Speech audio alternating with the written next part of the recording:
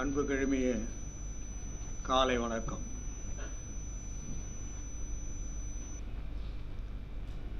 பொது பள்ளிகளுக்கான மாநில மேடை சார்பாக நடைபெற்று கொண்டிருக்கின்ற இந்த கருத்தரங்கம் மக்களால் மக்களுக்கான மக்களின் ஆட்சி என்ற அரசின் கோட்பாடுகளையும் மற்றும் அரசமைப்பு சட்டத்தின் பார்வையில் கல்வியும் ஜனநாயகம் என்ற நூல் வெளியீட்டு விழாவும் இங்கே சீரும் சிறப்புமாக நடைபெற்று கொண்டிருக்கின்றது. இந்த விழாவிற்கு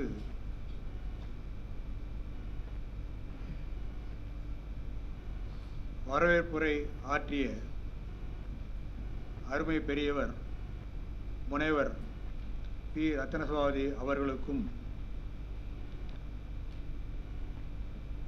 இந்த நிகழ்ச்சியை நல்ல முறையில் ஏற்பாடு செய்து நடத்தி கொண்டிருக்கக்கூடிய அருமை சகோதரர் மரியாதைக்குரிய பிரின்ஸ் கஜேந்திரபாபு அவர்களே, எனக்கு முன்னாலே தேசிய கல்விக் கொள்கை 2020 ஜனநாயகத்திற்கு ஒரு சவால் என்ற தலைப்பில் ஒரு அழகான உரையை நமக்கெல்லாம் ஆற்றி அமர்ந்திருக்கக்கூடிய மரியாதைக்குரிய முனைவர் சி. லட்சுமணன் அவர்களே, எனக்கு பின்னாலே நூலை வெளியிட்டு இங்கே சிறப்புரை ஆற்ற வர இருக்கக்கூடிய அருமை சகோதரர் மாண்புமிகு உச்சநீதிமன்ற நீதியரசர் மாண்புமிகு வே. கோபாலகவுடா அவர்களே, முதல் பிரதியை பெற இருக்கக்கூடிய அருமை சகோதரர் முனைவர் தோல் திருமாவளவன் அவர்களே, இங்கே வருகை தந்து இந்த விழாவை சிறப்பித்துக் கொண்டிருக்கக்கூடிய பெரியோர்களே, தாய்மார்களே, அருமை மாணவ செல்வங்களே, உங்களையெல்லாம் இந்த நேரத்திலே நான் பார்ப்பதற்கும் உங்களோடு என்னுடைய உரையை பங்கு கொள்வதற்கும் நான் உங்கள் முன்னாலே நிறுத்தப்பட்டிருக்கின்றேன். எனக்கு முன்னாலே பேசிய முனைவர் லட்சுமணன் அவர்கள் அரசியலமைப்பு சட்டத்தை பற்றி மிக அழகாக எடுத்து சொன்னார்கள். அந்த அரசியல் அமைப்பு சட்டம், த இந்தியன் கான்ஸ்டிடியூஷன், நமக்கு கிடைத்திருக்கக்கூடிய மிக மிக பெரிய வரப்பிரசாதம். This is the best definition. That is, the definition is the government of the people, by the people and for the people. Democracy என்று சொன்னால், அமெரிக்காவிலே ஜனாதிபதியாக இருந்த ஆப்ரஹாம் லிங்கன் அவர்கள் ஒருமுறை சொன்னார்கள், டெமோக்ரஸி என்றால் government of the people, by the people and for the people என்று சொன்னார்கள். அந்த டெஃபினேஷன் இருக்கிற ஒரு அருமையான விளக்கம். This is the best definition given by Abraham Lincoln, President of the United States of America, about democracy. This is a lofty idea of the Lincoln, but it is not properly executed, appreciated, adopted, and therefore at times, many a times democracy fails in many nations. But we all know how democracy is functioning in the world, more particularly in India. The framers of our constitution, Indian constitution, wanted to make India as the best country in the whole world. The preamble of the constitution, அதை பற்றி நம்முடைய முனைவர் கூட சொன்னார்கள். அந்த preamble ஒரு அழகான preamble. We the people of India, having solemnly resolved to constitute India into a sovereign, socialist, secular, democratic republic, and to secure to all its citizens, number one, justice, social, economical and political, and liberty of thought, expression, belief, faith and worship. Then equality, samatvam, equality of status and of opportunity, and to promote among them all fraternity, sagodaratvam, fraternity, assuming assuring the dignity of individual and the unity and integrity of the nation. These are the basic principles outlined in the preamble of the Constitution. நமக்கு கிடைத்திருக்கக்கூடிய அரசியலமைப்பு சட்டத்தினுடைய முகவுரை பிரியாம்பிளிலே சொல்லப்பட்டிருக்கக்கூடிய இந்த கருத்துக்கள் மிக மிக அருமையான கருத்துக்கள், பாராட்டப்பட வேண்டிய கருத்துக்கள், போற்றப்பட வேண்டிய கருத்துக்கள், பின்பற்றப்பட வேண்டிய கருத்துக்கள். Justice, that is social, economic and political. நீதிமன்றத்திலே கிடைக்கக்கூடிய நீதி மட்டுமல்ல, அந்த நீதியானது சோஷியல், எக்கனாமிக்கல் அண்ட் பொலிட்டிக்கல் இந்த மூன்று நிலையிலும் நமக்கு கிடைக்கக்கூடிய வேண்டும் என்பதை முதலாவதாக சொல்லியிருக்கின்றார்கள். அதே போன்று சுதந்திரம், liberty of thought, expression, belief, faith and worship, and fraternity assuring the dignity of the individual. And this preamble of this Constitution was adopted in our Constituent Assembly on the 26th day of November 1949.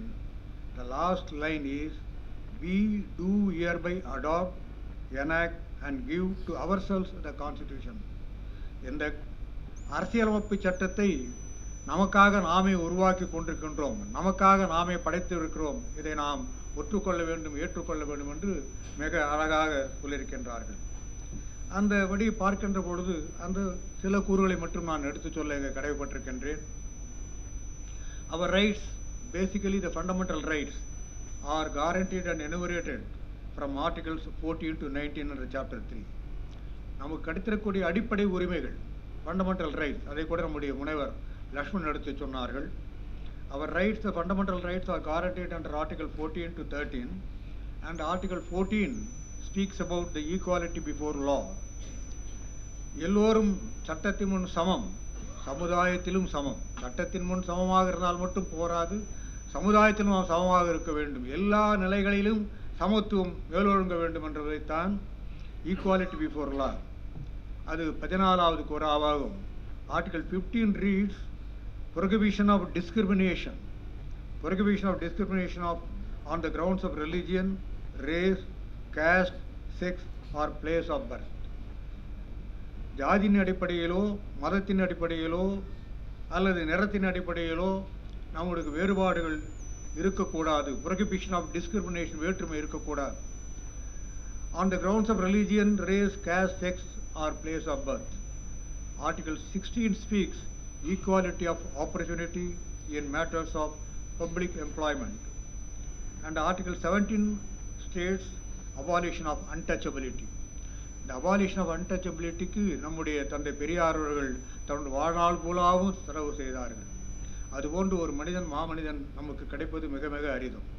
அவர் ஆற்றிய பணிகளை தான் article 17 நமக்கு கூறியிருக்கிறது. abolition of untouchability, பிறப்போக்கும் எல்லா உயிருக்கும். அடுத்ததாக abolition of title நமக்கு தேவையில்லை. Article 19 protection of certain rights regarding freedom of speech.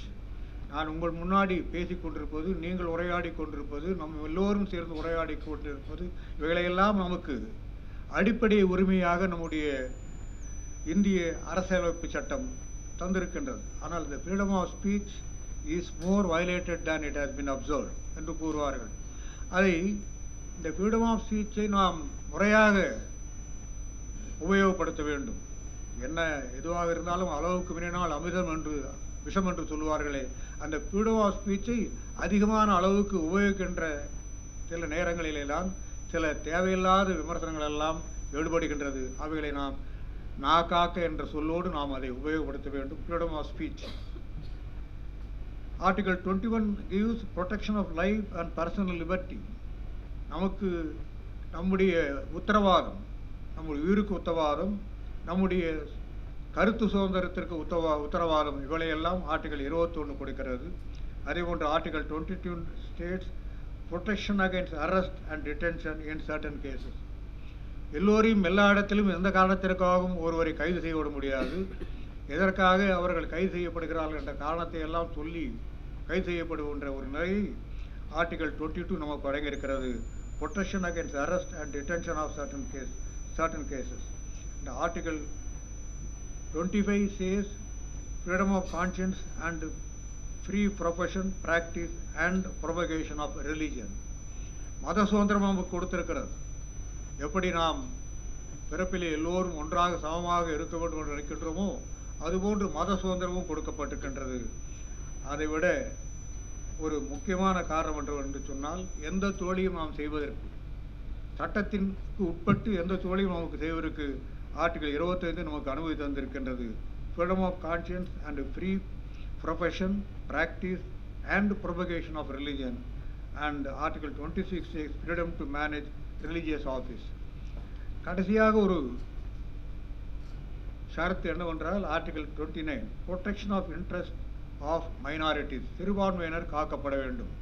பெரும்பான்மை இருக்கின்ற காரணத்தினாலே எல்லா வகையும் எல்லா நிலையிலும் செய்விட முடியாது என்ற ஒரு உத்தரவாதத்தை ஆர்டிகல் 29 நமக்கு கொடுத்திருக்கிறது.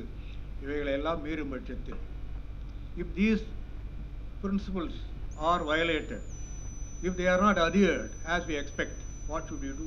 We can go to court. Where we can go to court. மாநில அரசாக இருந்தால் 226 ஷரத்துப்படியும் அதற்கு மேலாக உச்சநீதிமன்றத்திலே தாக்கல் செய்ய வேண்டும் என்றால் ஆர்டிகல் 32 பிரகாரமும் நம்முடைய அடிப்படை உரிமைகள் எல்லாம் மறுக்கப்படுகிறது.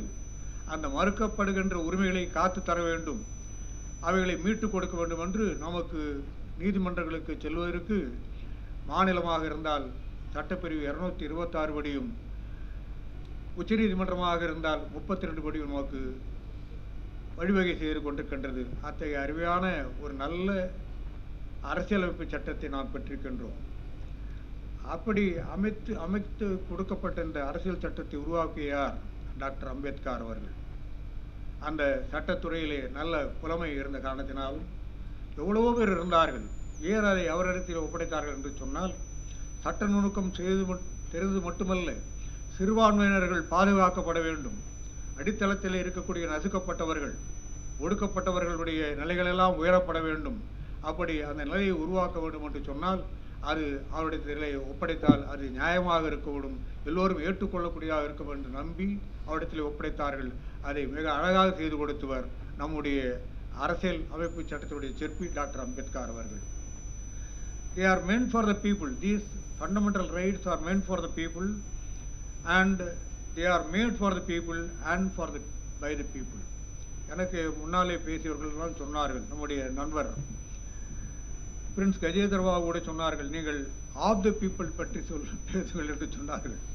Government of the people, for the people and by the people. அதில் ஒரு சின்ன திருத்தத்தை நான் சொல்ல விரும்புகிறேன். கவர்மெண்ட் ஆஃப் த பீப்புள் ஒரு எஃப்க்கு போல் 2 எஃப் போட வேண்டும், அதான் ஆஃப் த பீப்புள். அதே போன்று கவர்மெண்ட் ஃபார் த பீப்புளுக்கு பதில் எஃப்ஆர் பதில் ஏ போட வேண்டியிருக்கும், ஃபார் த பீப்புள். கவர்மெண்ட் நம்மகிட்ட இல்லை, for the people and by the people ரொம்ப ரொம்ப முக்கியம். பிஒய் பதில் பியூஒய் போடணும். அதுதான் என்னுடைய நிலைமை. அதுதான் எல்லோரும் சுட்டி காட்டக்கூடிய ஒரு நிலைமை இருக்கிறது. Government of the people, for the people and by the people. இப்பொழுது மணியோக்ரசி, மாவோக்ரசி. இடத்திலே பணம் இருக்க வேணால் நான் என்ன வேண்டுமானாலும் செய்யலாம். இடத்திலே பலாத்காரம் இருக்கிறது என்று சொன்னால் மக்கள் வேறு வகையான ஒரு செல்வாக்கு இருக்கிறது என்று சொன்னால் எதை வேண்டுமானாலும் செய்யலாம் என்று செய்து கொண்டிருக்கின்றார்கள். ஆனால் இவைகளெல்லாம் நீடித்த நாட்களுக்கு இருக்காது, இருக்கவும் கூடாது. அவைகளையெல்லாம் களைய வேண்டும். இப்படி களைய வேண்டும் என்று சொன்னால் என்ன வேண்டும்? நம்முடைய மாணவ செல்வங்கள் இங்கு வந்திருப்பதாக நம்முடைய கைதர் பாபு சொன்னார்கள். மாணவர்கள் துடிப்பாக பங்கு கொள்ள வேண்டும். மாணவர்கள் முதலிலே அடிப்படையிலே அரசியலை பற்றி உணர்ந்து கொள்ள வேண்டும். அரசியலிலே தங்களுடைய பங்கு பெறுவதற்கு முன்னால் தங்களை நிலைப்படுத்திக் கொள்ள வேண்டும். சில பேர் அரசியலில் ஈடுபடுகின்ற பொழுது தாங்கள் படிக்கின்ற படிப்பை பாதியில் விட்டுவிட்டு போகின்றார்கள். அதற்கு நான் ஒப்பாவனவன் அல்ல. முதலில் நீங்கள் உங்கள் சொந்த கால்களில் நிற்பதற்கு உங்களை தயார்படுத்திக் கொள்ள வேண்டும். யாருடைய தயவிலும் நீங்கள் நிற்கக்கூடாது என்பதை உறுதிப்படுத்திக் கொள்ள வேண்டும். அப்பொழுதுதான் அரசியலில் நீங்கள் விளங்க முடியும், சீராகவும் சிறப்பாகவும் செயல்பட முடியும். பிறருடைய எதிர்பார்ப்பில் நீங்கள் வாழ்வீர்களேயானால், பிறர் உங்களுக்கு உதவி செய்வார்கள் என்று நீங்கள் நினைப்பீர்களேயானால் உங்களுடைய தன்மானம் பறிபோகும். தன்மானம் பறிகின்ற பொழுது நீங்கள் அரசியலில் முளிர முடியாது. நீங்கள் பார்த்து வேறு யாருக்காவது உதவி செய்கின்ற ஒரு நிலையை நீங்கள் உருவாக்கி கொண்டால்தான் அரசியலில் நீங்கள் நீடித்த நிலையோடு இருக்க முடியும். அப்படி பலருடைய வாழ்க்கையை நாம் பார்த்திருக்க முடிகிறது. கப்பலோட்டிய தமிழ் ஆவுசியை பார்க்கின்ற பொழுது எவ்வளோ பெரிய மகத்தான ஒரு பெரிய மனிதன். கடைசியாக வறுமை அவரை பிடித்து கொண்டது. வறுமையை ஆட்கொண்ட காரணத்தினாலே இங்கே இருக்கக்கூடிய பெரம்புகளை ஒரு கெரோசின் டிப்போவை வைத்து வாழ்க்கை நகர்த்தக்கூடிய ஒரு நிலைமையை அவர் எட்டினார். பாரதியார் கடைசி காலத்திலே அவர் பட்ட துன்பங்கள் இப்படியெல்லாம் பார்க்கின்ற பொழுது அரசியலிலே அவர்களெல்லாம் நாட்டிற்காக உழைத்து தங்களுக்காக உழைக்காத காலத்தினாலே அவர்கள் கடைசி காலத்திலே மிகவும் கஷ்டப்பட்டு போனார்கள் என்ற ஒரு நிலையை நம்மாலே பார்க்கப்படுகிறது. அந்த நிலைக்கு நான் உங்களை ஆட்படுத்த விரும்பவில்லை.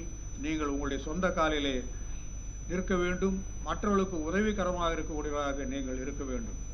Based upon these principles, our beloved, most respected Honorable Justice Gopal Gowda, who is yet to come, is going to render a very good speech about education and democracy through the prism of Constitution, which contains articles submitted by several educationalists and the central theme of the book about the central government's National Education Policy 2020.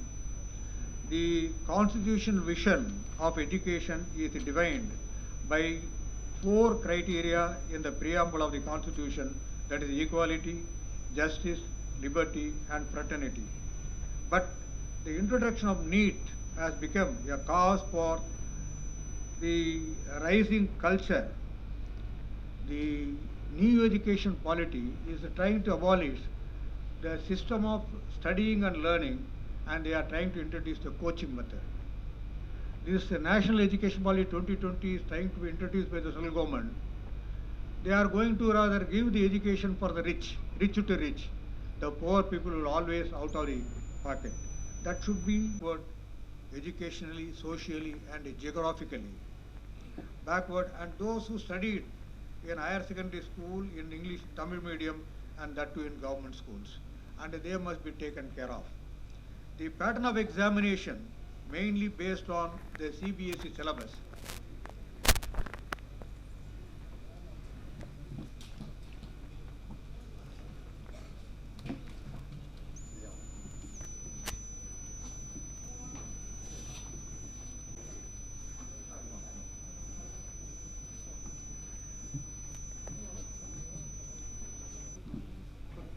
The pattern of examination mainly based upon the CBSE syllabus, and the students of the state board, that too those who have studied in the Tamil medium schools, they are not matched to these students and they are highly backward in this sense. There is no uniformity in education system. Hence the Tamil Nadu government once attempted to bring the equality in education, Samachir Kalvi. That Samachir Kalvi has not achieved what should have achieved, and make education equal in all schools, but it has not attained its objects. அந்த வகையில் பார்க்கின்ற பொழுது இந்த தேசிய கல்விக் கொள்கை திட்டத்தை பற்றி எனக்கு பின்னாலே பேசக்கூடிய மரியாதைக்குரிய மாண்புமிகு நீதியரசர்கள் அதிகமாக பேச இருக்கிறார்கள். நான் அதை பற்றி ஒரு சில வார்த்தைகளை உங்களுக்கு முன்னால் வைக்க விரும்புகிறேன். This National Education Policy 2020 divided into 4 parts, 27 chapters. Part 1 deals with school education. 8 பதிவுகளை அங்கே செய்திருக்கின்றார்கள். Part 2 deals with higher education. Part 3 deals with other key areas of focus, and Part 4 deals with making it happen. அப்படி அந்த வகையாக பிரிக்கப்பட்டு இருக்கின்ற ஒரு நிலையை பார்க்கின்ற பொழுது we are more concerned with the school education and higher education. The policy envisages that the extent of 10+2 students in school education will be modified with the new pedagogy and curriculum. Restructuring of the education system as 5+3+3+4, 5+3+3+4, covering the ages of 3 to 18. இந்த முறையை மாற்றி அமைக்கிறார்கள். மாற்றி அமைக்கின்ற பொழுது என்ன செய்ய விரும்புகிறார்கள் என்று சொன்னால், முதல் 5 ஆண்டு காலம், first 5 years, divided into 3 years and plus 2 years, and the 3 years in the age group of 3 to 6 in Anganwadis, preschool and Balava, and the 2 years age group of 6 to 8, class 1 and 2. Then 3 years, the ages, third stage, ages 8 to 11 in the classes of 3 to 5. Then next one, ages of 11 to 14, that is also for 3 years in the classes of 6 to 8, and the last 4 years is divided into two.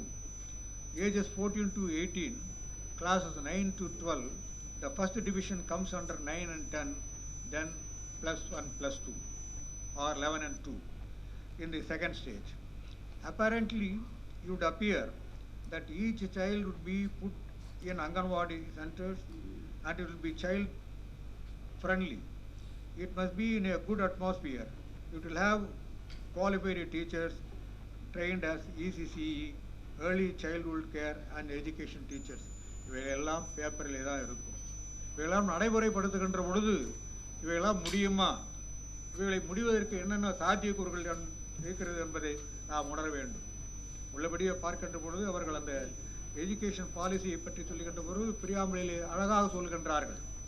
The purpose of education system is to develop of human rights capable of rational thought and action, possessing compassion and empathy, courage and resilience, scientific temper and creation of creative imagination with sound ethical moorings and values.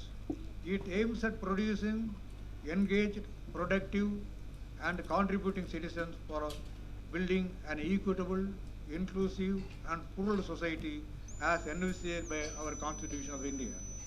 Education is the fundamental right for achieving full human political developing and equitable and just society. இதை பற்றி யாருக்கும் இருவேறு கருத்துகள் இருப்பதற்கு நியாயமில்லை. கல்வி நமக்கு அத்தியாவசியம்தான், அடிப்படை தேவைதான். அவைகளை எப்படி கொடுக்கின்றோம், எப்படி தர இருக்கின்றார்கள் என்பதை பற்றி பார்க்கின்ற பொழுதுதான் நிறைய கருத்து வேறுபாடுகள் இருக்கிறது.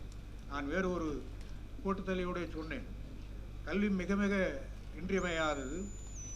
நன்னடை நல்கல் வேந்தற்கு கடன் என்று ஒரு புறநாற்று பாடல் இருக்கிறது. ஈர்ந்து புறந்தறுதல் எந்தலை கடனே, சான்றோனாக்குதல் தந்தைக்கு கடனே, வேல்வடித்து கொடுத்தல் கொள்ளற்கு கடனே, நன்னடை நல்கல் வேந்தற்கு கடனே. The government should rather provide everything for the good of the people, the good of the youth. நன்னடை நல்கல் வேந்தற்கு அன்றைய தினம் முடியாட்சி இருந்த காரணத்தினாலே அந்த நல்ல நடத்தையை உருவாக்க வேண்டியது அரசனுடைய கடமையாக இருந்தது. எவனொருவன் கல்வியிலே நல்ல தேர்ச்சி உள்ளவனாக இருக்கிறானோ அவனை கண்டு அவனை பெற்ற தாய் கூட வேறுபடுத்தி பார்ப்பாள் என்று இன்னொரு பாடல் கூறுகின்றது. உட்டுடி உதவியும் உருபொருள் கொடுத்தும் பிற்றலி முனியாது கற்றல் நன்றே, பிறப்போர் அன்ன தாயிடத்தும் சிறப்பின் பாலால் தாயும் மனம் தெரியும். ஒரு குடி பிறந்த பல்லோருள்ளும் மூத்தோன் வருகை எனாது அறிவுடையவனை 6 அரசும் செல்லும். வேற்றுமை தெரிந்த நாற்பால் உள்ளும் கீழ்ப்பால் ஒருவன் கற்பின் மேற்பால் ஒருவன் அவன் கண் படுமை. அதுதான் இன்னைக்கு இருக்கிற அடைந்திருப்பது. ஆரிய படையடைந்த நெடுந்தீழன் 2000 ஆண்டுகளுக்கு முன்னாலே பாடிய பாட்டிலே பார்க்கின்ற பொழுது கல்வியினுடைய தன்மை, கல்வி எந்த அளவுக்கு அத்தியாவசியமாக தேவைப்படுகிறது என்பதை அன்றே சொல்லிவிட்டு சொன்னார்கள். அதனால்தான் அவை பாட்டியோடு சொன்னார், கற்கை நன்றே கற்கை நன்றே பிச்சை புகழும் கற்கை நன்றே, ரொம்ப ஒரே லைனில் சொல்லிட்டு போயிட்டார். அந்த கல்வியினுடைய அவசியத்தை நாம் உணர்ந்திருக்கின்றோம். இதுவரையில் நாம் ஓரளவுக்கு பெற்றிருக்கின்றோம். ஆனால் இந்த நியூ எஜுகேஷன் பாலிசி 2020 அந்த பிரியாமலே சொல்லக்கூடிய பார்த்தால் ஏறக்குறைய கிட்டத்தட்ட நல்ல கருத்துக்களாக சொல்கிறார்கள். அதை முழுமையாக படித்து பார்க்கின்ற பொழுது பல்வேறு விதண்டாவாதங்கள் எல்லாம் அவைகளை வருகின்றது. குறிப்பாக ஒன்று சொல்ல வேண்டும் என்று சொல்ல அவர்கள் மும்மொழி கொள்கையை ஆதரிக்கிறார்கள்.